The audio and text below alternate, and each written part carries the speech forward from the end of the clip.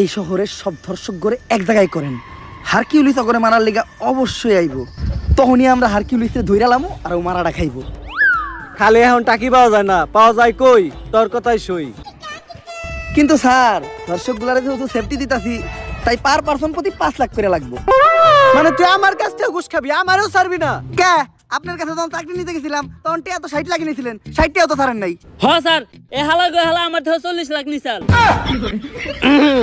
আচ্ছা তুই লোকেশন পাঠিয়ে দে, আমি টাকা আর এই শহরের সব দর্শক করে নিয়ে আইতাছি। বরবাদ, তোর কথা মতো এই শহরের সব দর্শক করে নিয়ে আইছি।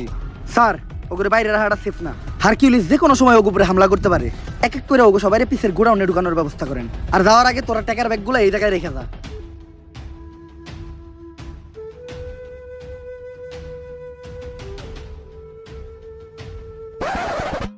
স্যার, বাইরে তো আমরা আছি, ওখানে ভিতর থেকে সেফটি দেওয়ার লেগেও কাউরে দরকার। আর যেটা আমাকে মতো 5 পুলিশ অফিসার দিয়ে হইব না, আপনার মতো সাহসী আর যোগ্য একজনের দরকার।